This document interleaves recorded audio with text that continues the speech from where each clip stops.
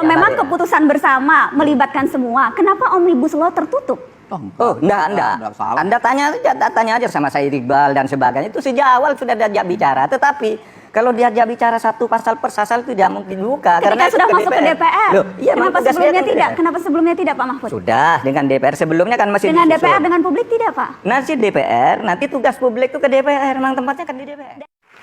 Ya, Presiden Jokowi minta agar undang-undang sapu jagat, undang-undang yang begitu banyak pasal-pasal diatur di dalamnya bisa selesai dalam 100 hari. Ini permintaan yang kemudian akhirnya membuat orang menduga, jangan-jangan memang karena itu prosedurnya dibikin tertutup supaya tidak banyak yang protes, karena banyak yang sampai sekarang bahkan belum tahu apa isi pasal-pasal itu, Prof. Mahfud. Ya, saya masih penasaran untuk menjawab pertanyaan tadi. Yang mana, Prof?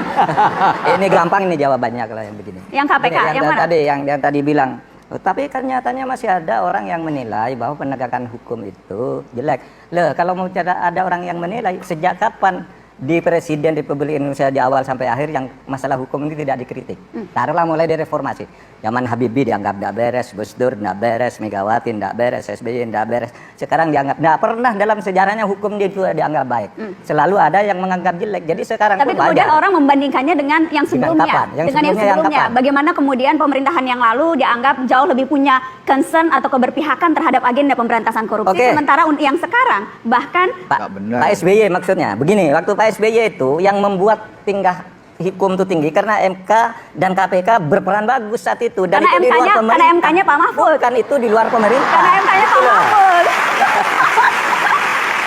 Satu, yang kedua, sebagai konsekuensi dari demokrasi, kekuasaan itu harus dibagi. Oleh sebab itu kalau presiden ingin keinginan baik nih, saya ingin ini bagus nih, lalu DPR-nya yang tidak setuju.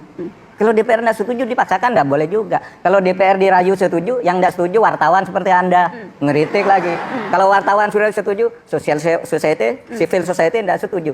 Jadi keputusan-keputusan itu harus dibuat bersama karena kita sudah bertekad membangun demokrasi dan itu konsekuensi demokrasi. Kalau begitu menyambung ke tadi, Prof. Mahfud. Kalau memang keputusan bersama melibatkan semua, kenapa Omnibus Law tertutup? Enggak.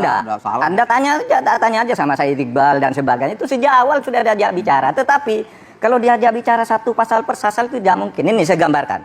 Omnibus Law itu mencakup 83 undang-undang yang kemudian menyangkut 2.507 pasal yang harus disatukan ke atas. Sehingga dari 257 pasal ini, 2.507 pasal ini harus hanya menjadi 174 pasal. Kapan selesainya kalau setiap orang diajak bicara? Pak Mahfud, prinsipnya ini saja. Nanti tapi kalau minimal dibuka, ke DPR. Pak. Minimal dibuka. Itu tidak ada aksesnya. Publik tidak bisa mengakses. Nanti mulai hari Senin saya kira dibuka. Ketika sudah masuk ke DPR. Loh, iya, kenapa sebelumnya tidak? Kenapa sebelumnya tidak, Pak Mahfud? Sudah dengan DPR sebelumnya kan masih dengan disusun. DPR dengan publik tidak, Pak? Nanti DPR, nanti tugas publik itu ke DPR. Memang tempatnya kan di DPR. DPR yang 100 hari harus sudah selesai menurut Presiden Jokowi, padahal pasalnya ada 2 ribuan. Kenapa tidak sejak awal dibuka? Saya ingin lempar ke Mas Eko. Mas Eko, ada Mas Eko. Kita kasih tepuk tangan Mas Eko Listianto, Wakil Direktur Indef. Anda Wakil Direktur Indef, melihat Omnibus Law ini, seberapa Anda sudah punya belum draftnya? Belum.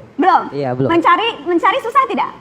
Ya tentu saja susah, memang karena belum dibuka untuk publik kan gitu ya. Jadi yang terjadi. Jadi bukan saya saja yang susah, Prof. Bukan, kalau sebenarnya banyak yang susah mencari. Sebetulnya ya di publik ya cuplikan Omnibus Law dengan versi yang sangat beragam ya. Ada yang cuma slide, ada yang kadang-kadang dokumen seolah-olah itu benar, tapi kan juga dibantah oleh pemerintah bahwa ya belum ada sebetulnya memang untuk publik ya, kita belum tahu sesungguhnya gitu ya yang dokumen utuhnya semacam apa begitu ya.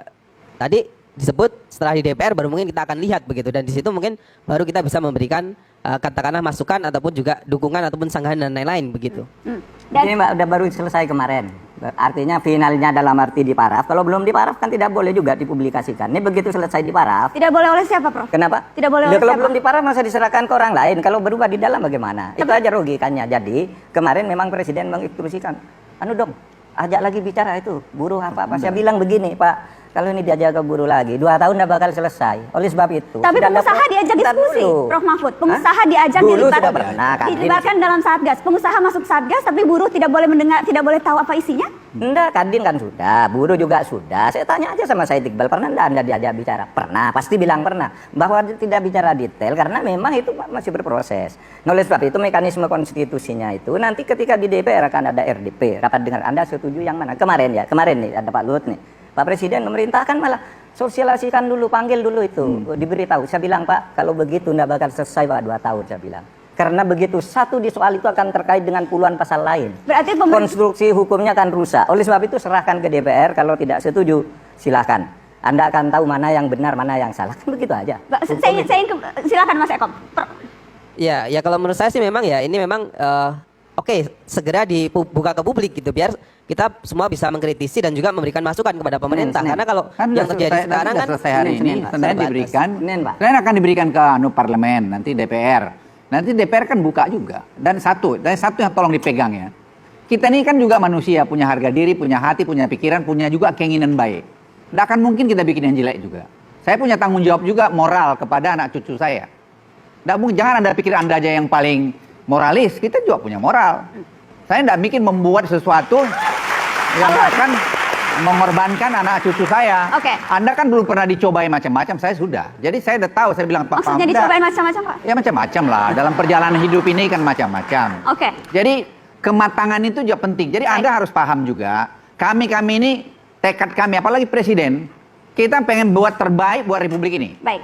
Saya tidak akan lacurkan profesionalisme saya untuk sesuatu kata-kata dalam itu. Tidak akan. Oke, Pak Luhut, itu tanggung jawab saya. Pak Luhut, tapi yang jelas pengalaman di masa lalu ada tuh pasal-pasal yang diselundupkan, Pak. Sekarang saya jamin mata Najwa ya, kalau ada beritahu saya. Selundupan pasal-pasal. Ya.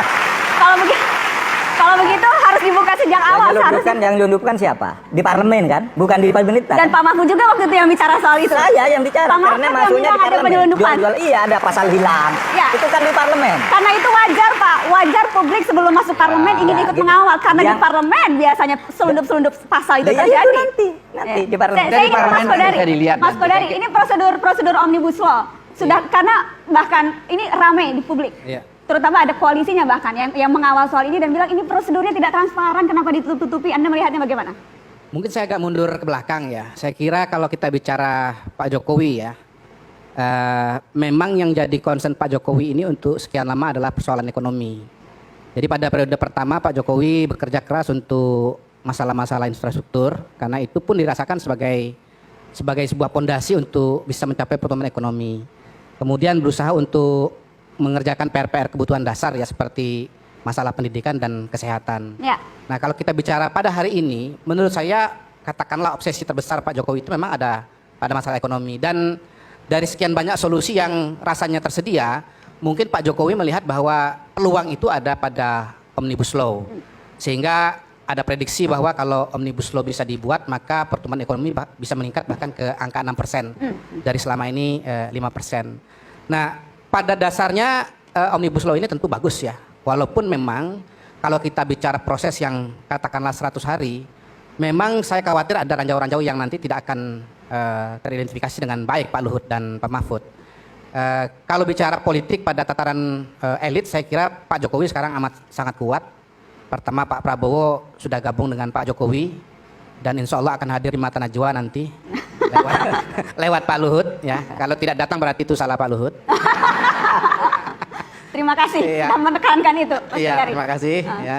Dan kalau bicara pemerintahan di DPR pun 75% itu sudah kepada Pak Jokowi juga. Jadi memang harapannya besar sekali bahwa Omnibus Law ini akan goal. Tetapi Oke. saya ingin mengingatkan bahwa Ranjau-ranjaunya apa tuh? Apakah Ya. ranjaunya salah satunya termasuk bagaimana orang merasa sebetulnya saya melihat bahwa Undang-Undang Cipta Lapangan Kerja ini sebagai sebuah undang-undang yang menggabungkan sekian banyak undang-undang itu potensial sebetulnya menyangkut sekian banyak kelompok dan orang yang barangkali tidak terduga. Jangan-jangan bukan hanya kalangan buruh.